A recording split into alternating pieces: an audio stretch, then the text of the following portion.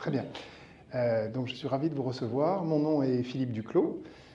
Pourquoi est-ce que je vous reçois aujourd'hui pour discuter du label des bonnes pratiques en médecine esthétique? Alors, a priori, je suis consultant. J'ai fait des écoles d'ingénieurs, Polytechnique, les mines. Et puis pendant 30 ans, j'ai conseillé des grandes entreprises, des grandes organisations, et pas du tout le domaine de la médecine esthétique, qui est une découverte pour moi. Donc j'ai plutôt l'habitude de servir des entreprises sur des questions de marché, de stratégie, avec des analyses factuelles. J'ai aussi accompagné à la Croix-Rouge pendant très longtemps. Et quand on m'a proposé de travailler avec le Cercle des bonnes pratiques pour faire un état des lieux sur la situation de la médecine esthétique en France, et notamment de comparer par rapport à d'autres pays européens, j'ai découvert un secteur absolument passionnant, un secteur dans lequel il y a des enjeux de santé publique croissants qui sont mal adressés, un secteur dans lequel la réglementation en France n'est pas à la hauteur de ce qu'elle devrait être, dans lequel les pratiques en Europe se cherchent, d'autres pays que nous avancent beaucoup plus rapidement pour poser un cadre, et dans lequel il y a besoin de trouver des solutions. Et cette solution, nous allons vous en présenter une ce matin, c'est le label des bonnes pratiques en médecine esthétique, dont nous estimons qu'il peut répondre en grande partie aux enjeux de santé publique, aux enjeux de sécurisation des patients et aux enjeux de reconnaissance des bons praticiens engagés dans les bonnes pratiques par rapport à ceux qui n'ont pas cette compétence et surtout par rapport aux fake injectors qui représentent un véritable danger pour la santé publique.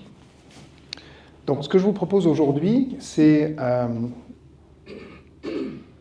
rapidement, pendant 45 minutes, vous présenter avec le docteur Anne Grand-Vincent, qui est à mes côtés ici, qui est donc médecin, diplômé, exerçant depuis plus de 20 ans dans son cabinet à Paris, spécialisé en médecine esthétique, travaillant exclusivement en médecine esthétique et coprésidente et cofondatrice du Cercle des bonnes pratiques en médecine esthétique.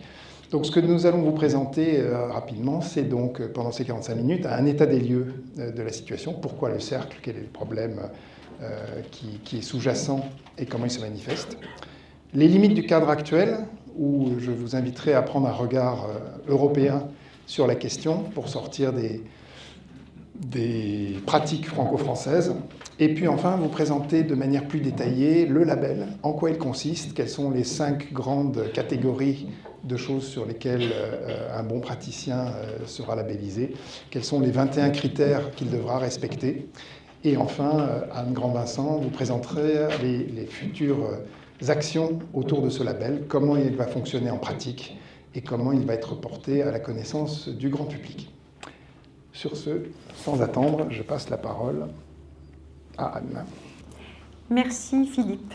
Je suis contente d'être en face de vous aujourd'hui pour vous présenter ce label et vous expliquer pourquoi nous l'avons créé. Alors, nous sommes face à un marché en forte croissance avec des pratiques qui sont hétérogènes. Donc, il y a une augmentation très importante de la demande des actes de médecine esthétique. Vous m'entendez pas mieux comme ça? Si. Ok. Donc le marché est en forte croissance, la demande est de plus en plus importante et il y a une influence grandissante des réseaux sociaux par rapport à la médecine esthétique. Les réseaux sociaux montrent des vidéos, des images, des prises de parole de personnes qui ne sont pas médecins et qui proposent des actes d'injection esthétique, influençant beaucoup une certaine partie de la population, en particulier les jeunes. Ces réseaux sociaux brouillent les messages. Ces réseaux sociaux banalisent les actes de médecine esthétique et un certain nombre de personnes ne savent plus finalement que ces actes d'injection sont des actes médicaux et du coup, ces personnes qu'on appelle des fake injectors vont attirer vers eux les patients, une bonne partie des patientes. Or, ces fake injectors, c'est souvent des fake injectrices, utilisent des produits qui ne sont pas contrôlés, dont on ne connaît pas la provenance, donc qui sont des produits dangereux, qui de par leur existence, entraînent l'apparition de complications. Et puis, ces personnes, fake injectors, ne connaissent pas l'anatomie, n'ont absolument aucune notion médicale et, de ce fait, entraînent aussi l'apparition de complications.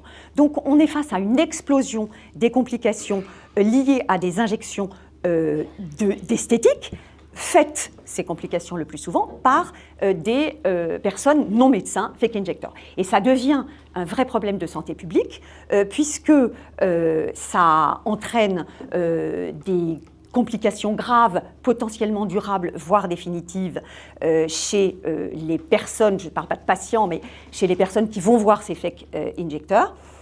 Et puis ceci a aussi un coût important pour la société, puisque ces complications doivent être gérées. Alors, en France, il y a une singularité particulière concernant la législation. En Europe, la plupart des pays qui sont limitrophes, je pense à l'Allemagne, l'Italie, la Belgique en particulier, dans ces pays, les médecins, les dentistes, quels qu'ils soient, ont le droit de faire des injections. En France, on est dans une législation restrictive et cette législation restrictive favorise l'explosion d'actes non déontologiques et en dehors des bonnes pratiques. Et en cela, la France rejoint le Royaume-Uni qui, de façon opposée à la France, a une législation extrêmement libéraliste, on va dire, puisque toutes les personnes qui le souhaitent peuvent faire des injections, ont le droit de faire des injections. Donc, à la fois, nous, la France, nous sommes dans une législation restrictive qui favorise les complications, puisque la voie est donnée plus aux fake injecteurs qu'aux médecins qui sont formés et qui savent injecter. Et en Angleterre, il y a aussi une augmentation des complications parce que n'importe qui est autorisé à faire ces actes. Donc on est vraiment dans une situation paradoxale.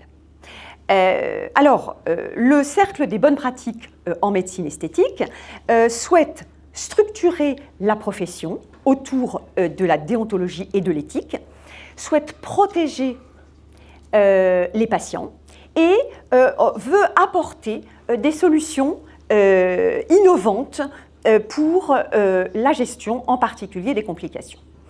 Donc, nous allons fournir une réponse sanitaire à la prise en charge des complications en apportant, et je vais vous en parler, une réponse à 3 niveaux pour la prise en charge de ces patients et la sécurité des patients. Voilà un peu l'état des lieux de la médecine esthétique en France. Alors, ce cercle des bonnes pratiques en médecine esthétique, qu'est-ce que c'est ? Il regroupe un peu plus de 200 médecins qui sont engagés dans une pratique éthique de la médecine esthétique. Ces médecins veulent créer un cadre clair, visible pour les patients, pour assurer leur sécurité. Ces médecins veulent agir collectivement. Alors, nous regroupons donc un certain nombre de patients respectueux des bonnes pratiques. Nous souhaitons donc promouvoir une médecine esthétique éthique. Nous voulons proposer un cadre structurant de référence. Et puis, nous souhaitons être une voix collective face au pouvoir public.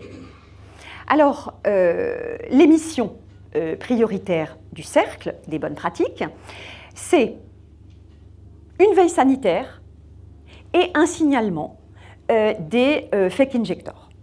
Il faut absolument qu'on arrive à arrêter cette catastrophe des fake injectors. Nous créons un label qualité qui doit être visible, qui va certifier les médecins engagés dans la démarche d'une médecine esthétique éthique et responsable. Nous souhaitons organiser un système de soins, un système adapté pour la gestion des complications en temps réel. Nous souhaitons aussi organiser une formation continue et éventuellement un diplôme reconnu. Et nous souhaitons aussi représenter un groupe auprès du ministère, de l'ANSM, du CNOM et de toutes les instances sanitaires publiques. Et enfin, nous souhaitons bien entendu défendre les intérêts collectifs des adhérents du Cercle des bonnes pratiques. Et nous souhaitons être le plus nombreux possible.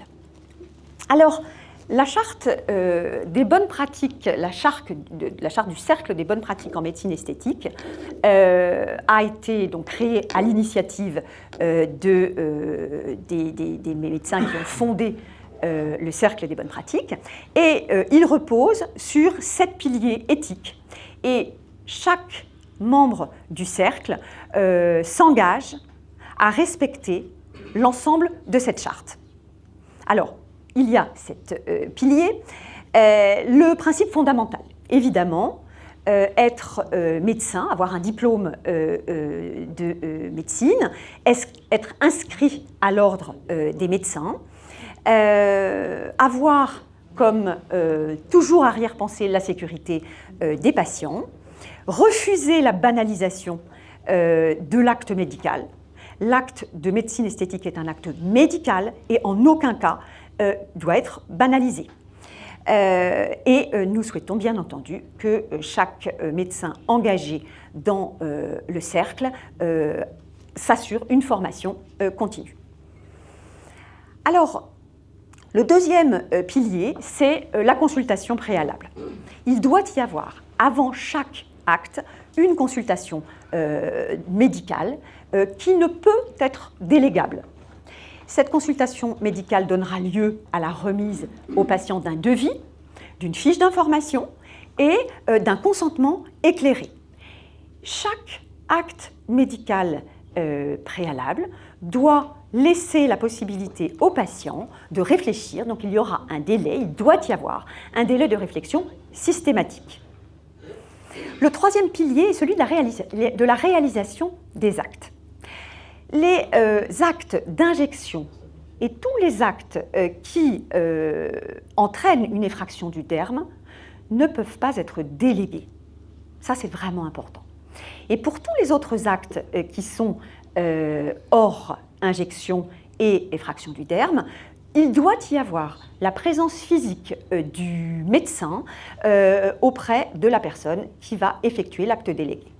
Anne, lorsque tu dis un délai de réflexion avant chaque acte, même si tu as déjà injecté plusieurs fois la patiente, tu veux dire ? Alors, ça se discute avant chaque consultation première.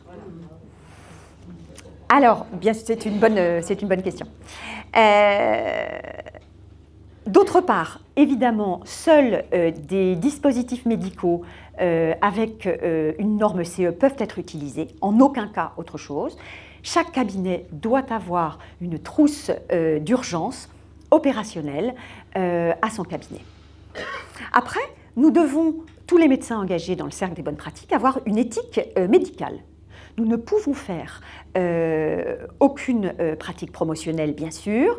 Il doit y avoir une interdiction de compérage commercial et nous devons avoir une transparence tarifaire au cabinet. Les tarifs doivent être affichés dans le cabinet, au niveau de l'accueil et de la salle d'attente. Nous souhaitons que la communication numérique soit aussi éthique. Son contenu doit rester strictement informatif et pédagogique. Nous ne devons pas faire de promotion commerciale et tout partenariat doit être déclaré ou tout lien d'intérêt. Enfin, nous souhaitons, et c'est une chose très importante, lutter contre les pratiques illégales en ayant un signalement centralisé de ces pratiques au cercle des bonnes pratiques de la médecine esthétique. Nous ne devons pas collaborer avec des structures non conformes, ça c'est important. Et nous devons bien sûr informer nos patients des risques. Enfin, le 7e pilier est celui de la protection des données et du respect de la personne.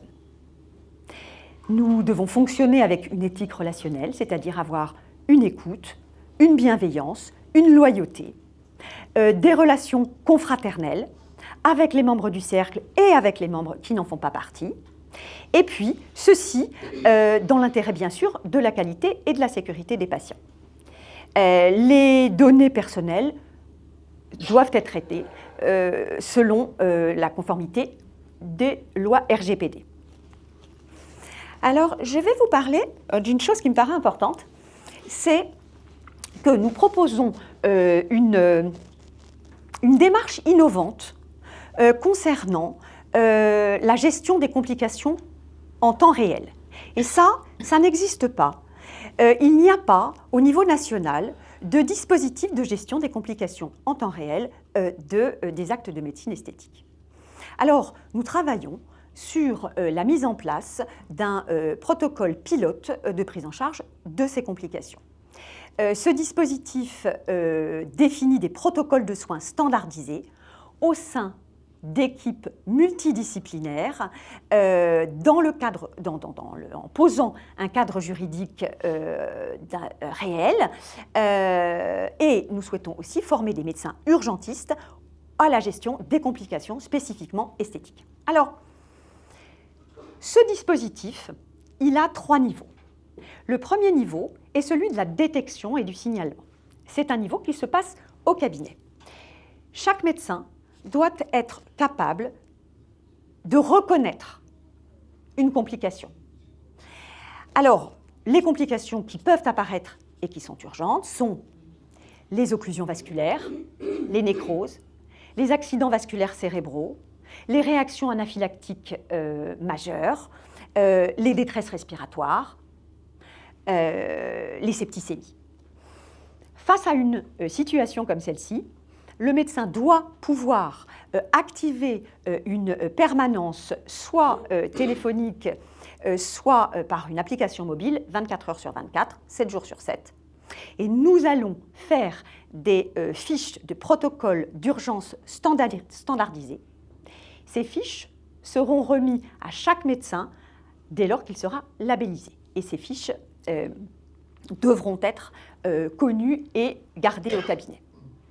Le deuxième niveau est celui de l'organisation d'un système de garde, de médecins de garde spécifiquement dédiés aux complications des injections. Ce système de garde aura un découpage zonal, c'est-à-dire que nous souhaitons qu'il y ait un médecin de garde par département ou par région, médecin qui sera formé et qui aura du matériel permettant de diagnostiquer de façon précise la complication et de favoriser le meilleur traitement. Donc le matériel, c'est des échographes et éventuellement caissons hyperbares. Le délai d'intervention de ces médecins de garde doit être de moins de 10 minutes lorsqu'il s'agit d'une intervention téléphonique et de moins de 60 minutes pour avoir une présence physique de ce médecin de garde. Les compétences requises sont la formation aux urgences spécifiques, le savoir utiliser la hyaluronidase, qui est l'enzyme qui permet d'enlever l'acide hyaluronique et de traiter les complications vasculaires. On doit savoir gérer une occlusion et on doit connaître les gestes de réanimation de base. Et si ce deuxième niveau, pour une raison X, parce que la complication est trop importante, ne peut être suffisamment efficace, alors nous souhaitons avoir des partenariats avec les CHU pour que l'accueil des patients qui sont victimes d'une complication soit fait à l'hôpital. Nous souhaitons créer une convention avec les services d'urgence, de chirurgie plastique, de dermato, d'ophtalmo, puisque les complications peuvent intéresser l'ensemble de ces spécialités. Il doit y avoir une coordination SAMU avec l'élaboration d'une fiche de liaison standardisée et l'objectif et que le SAMU identifie immédiatement la nature de la complication. Chaque accident sera tracé sur un registre dédié et trimestriellement, il y aura une analyse des complications qui ont été recensées et éventuellement une évolution des protocoles, une mise à jour des protocoles. Donc ça, c'est un dispositif innovant que nous faisons vraiment pour le bien-être des patients et leur sécurité.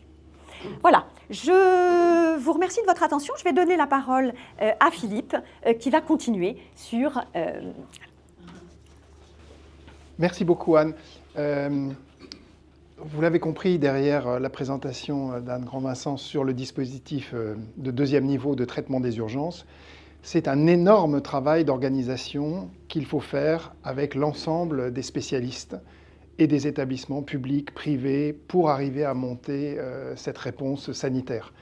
Aujourd'hui, il y a un vrai manque en France là-dessus, et c'est vraiment une initiative du Cercle des bonnes pratiques qui va demander un énorme effort des adhérents du Cercle, et qui va demander aussi un appui des pouvoirs publics, une mobilisation collective. Et donc le Cercle va s'organiser pour mettre en place les protocoles, les pilotes, un ou deux, et il faudra derrière que la réponse sanitaire soit mise à l'échelle dans tous les départements. Et donc là aussi, on a cet effet d'entraînement des pouvoirs publics que veut prendre le Cercle des bonnes pratiques. Ce sera un énorme sujet dont on reparlera. Je vais revenir maintenant au label, puisque c'est aujourd'hui le sujet qui nous occupe. Vous savez tout, mais on va rentrer un peu plus dans le détail des éléments. Alors, quelques chiffres. Déjà, on vous a parlé de la croissance très forte des actes. C'est plus 64% en moins de 10 ans, en 8 ans. C'est en 6 ans, en l'occurrence. C'est assez considérable. Ensuite, on estime qu'aujourd'hui, près de 40% des actes de médecine esthétique sont faits par des fake injectors, donc totalement en dehors du circuit médical et contrôlé. Ça a donné lieu à l'ouverture de 300 enquêtes en 2024, ce qui est à la fois beaucoup et pas beaucoup. C'est beaucoup, mais en fait c'est très peu par rapport à l'ampleur du phénomène. Et aujourd'hui, il faut savoir qu'on est dans un système de vide juridique quelque part où il n'y a zéro formation de médecine esthétique qui soit reconnue par le Conseil de l'Ordre des médecins. Donc, on a parlé des fake injectors. De quoi parle-t-on? Alors, évidemment, c'est tout ce qui est esthéticienne, coiffeur, tatoueur ou n'importe quel vidéaste dans son arrière-cuisine. Ce sont aussi des fausses formations, des gens qui vous reçoivent en blouse blanche mais qui n'ont pas la formation, ou bien qui ont des formations non reconnues en France. Évidemment, c'est tout ce qui est influenceur qui draine sur les réseaux sociaux. Et puis, on a aussi tout ce qui est infirmiers, infirmières, qui peuvent pratiquer certains actes, mais qui, en l'occurrence, n'ont pas le droit de pratiquer ce genre d'injection de Botox ou de filler. Les complications, elles sont documentées et elles sont malheureusement très graves. Il y a des cécités irréversibles, des AVC, Anne en a parlé, des nécroses, des défigurations. Là, les réseaux sociaux présentent des exemples assez épouvantables. Le botulisme sévère, parce que comme les produits qui sont utilisés ne sont pas standards et arrivent par des filières parallèles, la toxine botulique, au lieu d'être diluée d'un facteur 1000, l'est parfois d'un facteur 10 ou d'un facteur 100, ce qui conduit à injecter des produits qui sont beaucoup plus dangereux, alors qu'un produit correctement dilué ne présente aucun risque irréversible. On parle d'infection, sepsis, puisque les piqûres, les mêmes seringues resservent d'un patient à un autre. Et quand on parle d'infection, c'est à la fois infection classique, mais ça peut être VIH et toute transmission d'infections graves et de virus. Et puis, on ne parle pas assez des répercussions psychologiques où à la fois le sentiment de culpabilité, mais aussi la souffrance de la défiguration sont des vraies souffrances qui conduisent plusieurs fois à des suicides. Donc on est sur des sujets vraiment très lourds. Donc, en résumé, les risques des non-médecins pour les patients, aucune formation anatomique ni médicale, donc ils ne savent pas où piquer et peuvent piquer dans un vaisseau, une artère et autres. qui fait que le produit part ensuite ailleurs ou qui conduit à boucher une artère ou un vaisseau particulièrement important. Pas de diagnostic ni de connaissance des contre-indications. Évidemment, absence d'asepsie rigoureuse, on vient d'en parler. Incapacité à gérer les complications d'urgence. Non seulement ils ne savent pas les gérer, mais ils n'adressent pas leurs patients vers des médecins ou des praticiens qui sauraient les prendre en charge. Les produits achetés via des circuits parallèles pour économiser encore plus sur les coûts, et c'est un véritable risque de santé publique. Et enfin, aucune assurance, les victimes sont sans recours, voire même sont menacées si elles portent plainte, puisqu'on est à la limite de... Enfin, c'est pas simplement de l'économie grise, hein, c'est quasiment mafieux dans certains cas, surtout les cliniques, enfin les réseaux les plus organisés ont le plus à perdre là-dedans. Du coup, mince, hop, voilà.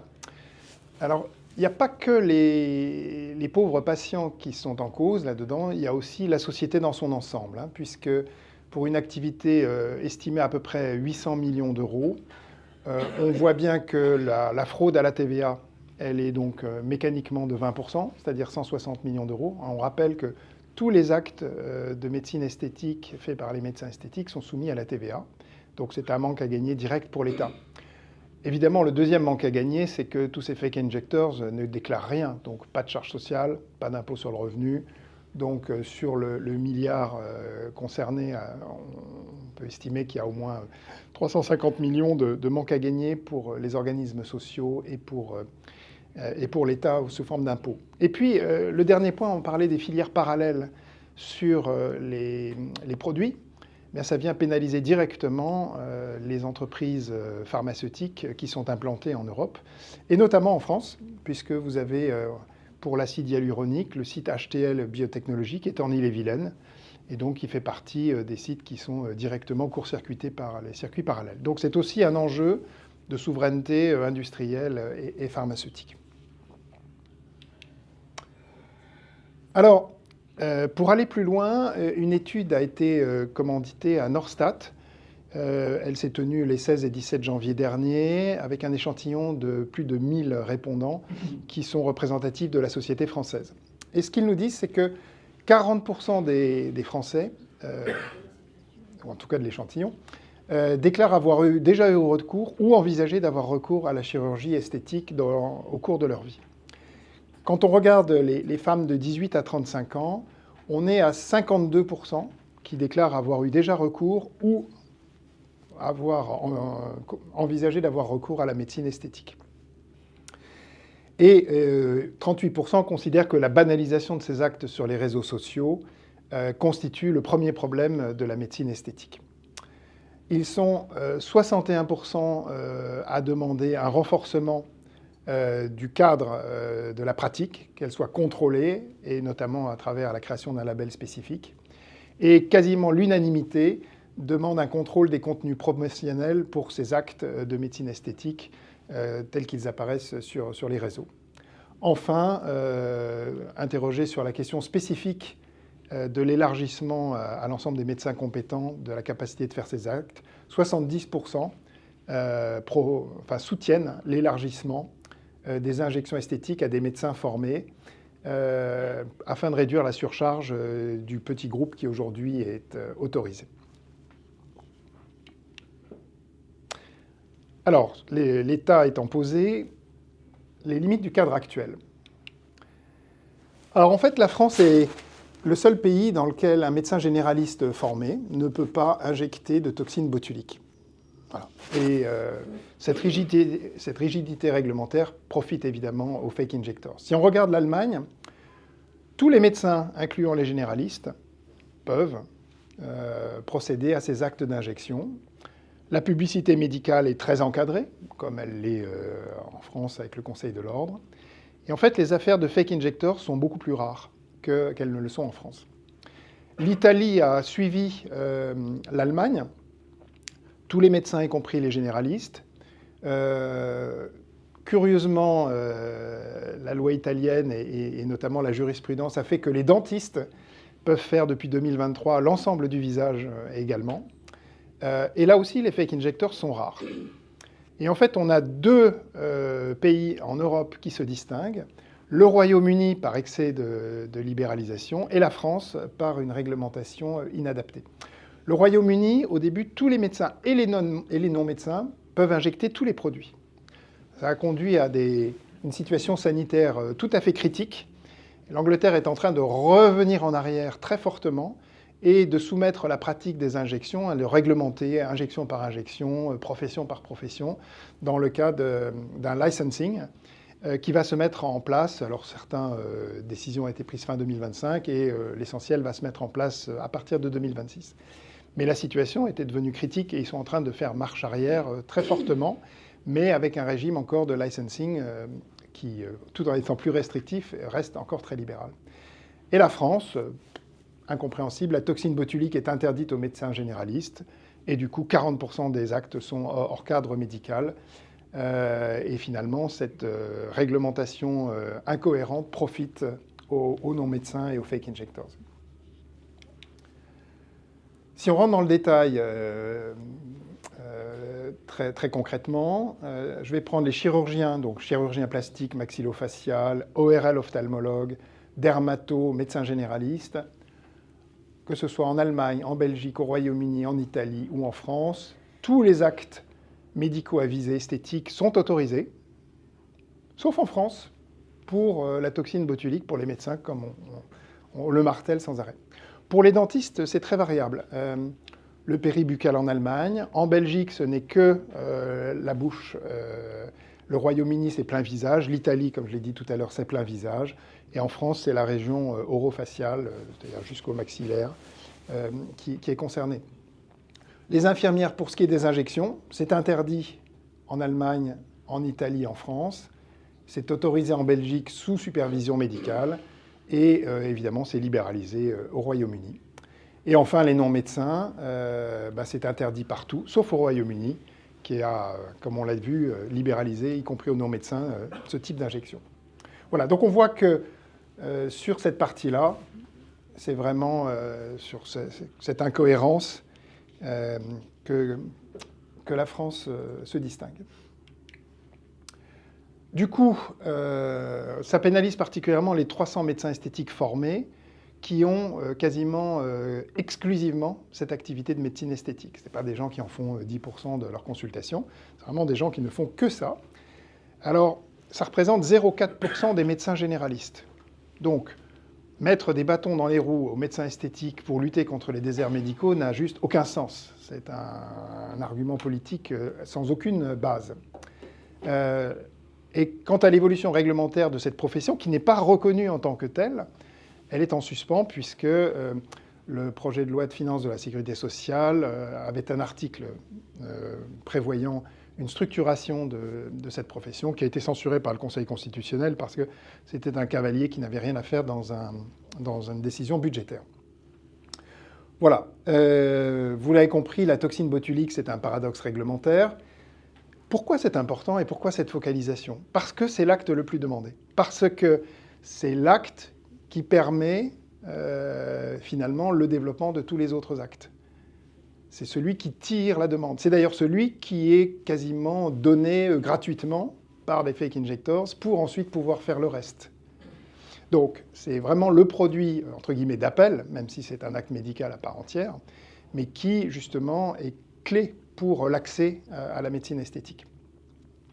Et les conditions de prescription et de délivrance sont extrêmement restrictives, notamment vis-à-vis des médecins généralistes, alors que la sinistralité des médecins généralistes est nulle, évidemment. Ils savent où injecter la toxine botulique, qui disparaît au bout de quelques mois, dont les effets ne sont pas durables, et en plus, ils le font avec des produits contrôlés, qui n'ont donc aucun risque de se traduire par un choc botulique. Donc malgré une sinistralité nulle, les conditions de délivrance sont extrêmement restrictives et pénalisent cette profession. Du coup, sur ce marché qui est non régulé, la concurrence déloyale explose.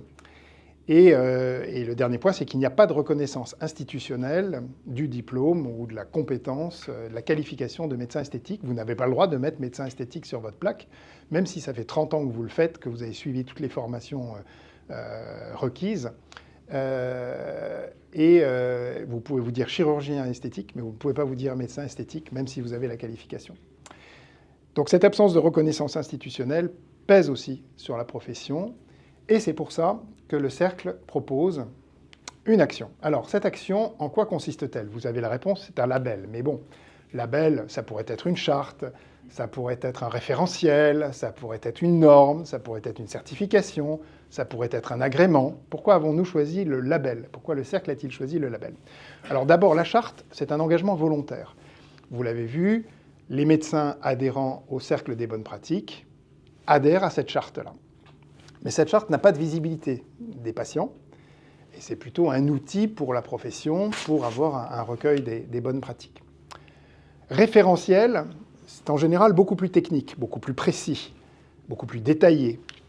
Mais là aussi, un référentiel, c'est des choses pour les experts, pour s'assurer que par rapport à un référentiel, on est au niveau, comprendre les marges de progression, voir tout ce qu'il y a besoin de faire. Il n'y a aucune visibilité du public, et surtout, il n'y a aucune certification qu'un médecin respecte le référentiel en question. Le référentiel est un idéal à atteindre, s'il le souhaite, mais en aucun cas un acte de communication sur le fait qu'il le respecte ou pas. La norme, elle, pourrait avoir un rôle extrêmement fort, puisqu'il est à la fois détaillé, et il est public, et voire même publié, sauf que c'est un processus très long à créer, et c'est une démarche généralement multi-acteurs. Ça ne peut pas être que la profession, il doit y avoir les pharmaciens, il doit y avoir les autorités publiques, il doit y avoir les associations de patients. Ça peut être une solution, mais c'est une solution qui va mettre plusieurs années si on veut la mettre en place. La certification, alors il y a plein de certifications, Calliope pour la qualité, il y en a d'autres. Certification, on certifie un processus. Donc on va certifier une clinique, on va certifier un cabinet, mais on n'a pas, le processus d'un cabinet, mais on ne va pas certifier un médecin. Donc ça ne répond pas non plus à la reconnaissance de l'expérience d'un médecin. L'agrément, ça c'est un agrément qui doit forcément émaner d'une autorité publique. Il n'y a pas d'agrément aujourd'hui puisqu'il n'y a pas de statut de la profession de médecine esthétique. Et donc aujourd'hui c'est dans les mains des pouvoirs publics et c'est bloqué. Pourquoi le label? Donc, parce que le label est une initiative de la société civile. Parce que la société civile peut s'organiser pour créer ce label, décerner le label, communiquer autour de ce label, et les praticiens pourront afficher ce label s'ils le respectent et s'ils ont été certifiés, et les patients pourront avoir connaissance de ce label en allant sur le site, en voyant ce label chez leur praticien, en vérifiant. Donc le label répond à ces objectifs, et il peut être mis en œuvre dès maintenant, dès lors que la société civile, et en l'occurrence le Cercle des bonnes pratiques, s'organise pour le créer. Voilà. Donc voilà pourquoi un label. Du coup, deux ambitions complémentaires, on l'a vu, protéger les patients et valoriser les praticiens respectueux des bonnes pratiques. Donc l'idée, c'est donc de créer un standard qui soit fondé sur l'engagement volontaire et puis sur l'évaluation collective de médecins et d'experts. Vous avez à la fois la volonté de ceux qui veulent adhérer, qui sont des médecins esthétiques, mais le label a vocation à être ouvert largement à tous ceux qui veulent respecter ces bonnes pratiques et s'engagent à le faire. Et puis tout ceci se fait en bonne intelligence et en complémentarité avec le Conseil de l'Ordre, puisque les dossiers labellisés seront transmis au Conseil national de l'Ordre des médecins, pour que tout ceci soit fait dans la plus parfaite transparence et la plus parfaite connaissance des standards qui sont derrière l'attribution du label. Voilà, donc pour les patients, ils auront donc un repère de confiance clair et identifiable qui permettra de choisir un praticien labellisé. Et puis, ça les protégera contre tous ces actes qui seront faits hors cadre médical et avec des produits non standards et hors de tout contrôle sanitaire. Et puis, ça permet de reconnaître les praticiens respectueux des bonnes pratiques, donc de structurer un cadre commun de qualité et de sécurité au sein de la profession. Et puis, l'idée, c'est aussi de permettre à tout médecin qualifié qui respecte l'ensemble de ces bonnes pratiques d'avoir accès à la toxine botulique et donc de pouvoir pratiquer tous les actes de médecine esthétique dans le cadre de son activité.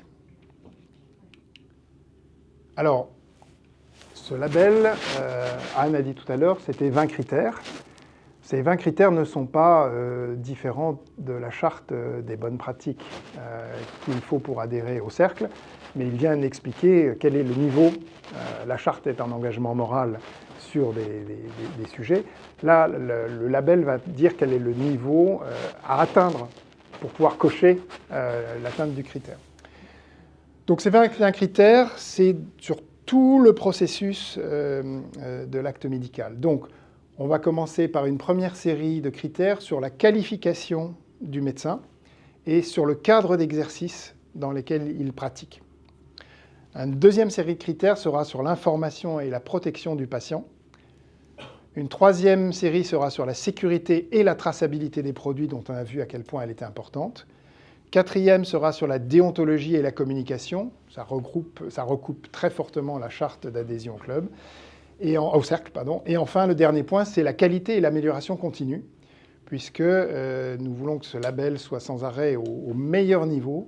Et donc, comme les savoir-faire, les techniques évoluent, on souhaite aussi que les médecins titulaires de ce label soient profondément engagés dans une démarche d'amélioration continue, comme on va vous le présenter. Alors, si on regarde les 5 premiers points, qualification et cadre d'exercice. Bon, premier point, c'est d'avoir un diplôme médical de l'Union européenne et d'être inscrit à l'ordre. A priori facile. La question deviendra un peu plus compliquée, comme on verra sur... Ah oui, bon, donc ça c'est facile. Deuxième sujet, formation en médecine esthétique. Lesquelles?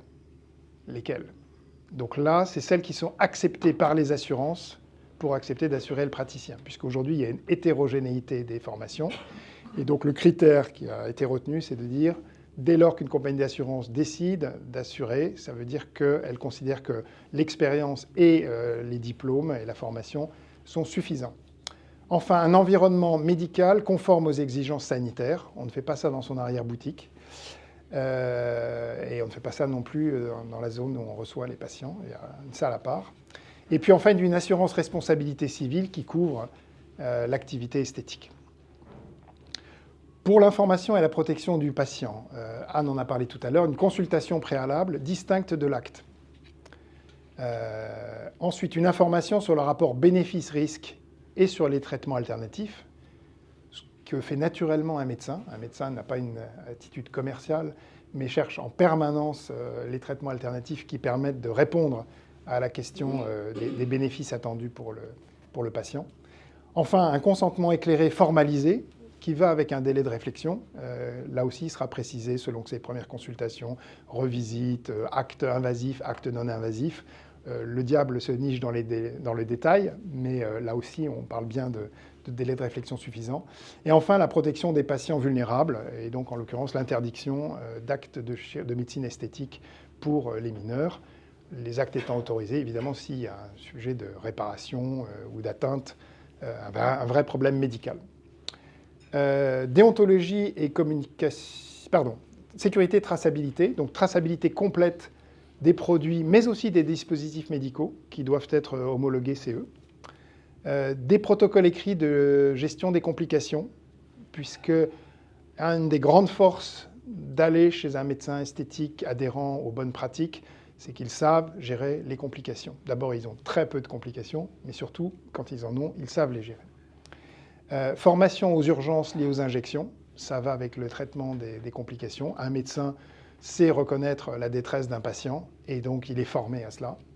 Et puis, l'accès à un réseau de recours spécialisé, c'est le premier volet de l'action du cercle dont a parlé le docteur Anne Vincent, qui est cette notion de réseau de secours d'escalade de deuxième niveau en cas d'urgence, ou de personnes ayant été traitées par des fake injectors et ayant des séquelles et des suites sévères. Déontologie et communication. Donc communication conforme au code de santé publique, au code de la consommation et au code de déontologie, c'est bien le moins. Respect de règles de délégation à des non-médecins. Donc là aussi, tout ce qui va être infraction du derme doit rester à un médecin. En revanche, un certain nombre d'autres actes de médecine esthétique peuvent être délégués à des non-médecins, mais toujours sous supervision du médecin. ceci est précisé et détaillé. Transparence tarifaire effective, bon, c'est une obligation aujourd'hui, mais jusqu'où va l'effectivité, notamment sur les sites internet par exemple. Encadrement des partenariats, alors subtil, on va le voir, il y a des partenariats qui sont à visée scientifique pour faire progresser les technologies. Il y a des partenariats de nature commerciale totalement interdits, du compérage et autres. Et absence de publicité trompeuse, facile à dire, mais qu'est-ce qui est trompeux dans le avant-après, autorisé, pas autorisé, intelligence artificielle, autorisé, pas autorisé, enfin, il faut rentrer dans le détail de jusqu'où, où est la limite du curseur. Enfin, qualité et amélioration continue, c'est actualisation des connaissances et des techniques, toujours être au top, ce qui veut dire que le cercle va proposer et propose aussi des séances d'échange et de formation régulières entre praticiens, justement autour de ces techniques. Suivi du patient et les obligations de suivi du patient. L'analyse des complications et le retour d'expérience. Très difficile à mettre en place. Personne ne veut parler des complications. Et donc, le cercle, en étant un lieu particulièrement protégé de confiance entre ses membres, peut être un lieu d'échange dans lequel on échange de façon transparente sur la gestion des complications, chose que vous ne pouvez pas faire aujourd'hui de manière ouverte. Et on le voit bien dans d'autres professions. C'est extrêmement difficile d'organiser les retours d'expérience puisque les médecins ne veulent pas parler des problèmes. Et quant aux fake injectors, évidemment, encore moins. Et pourtant, c'est ça qui permet de progresser, notamment dans les protocoles de prise en charge.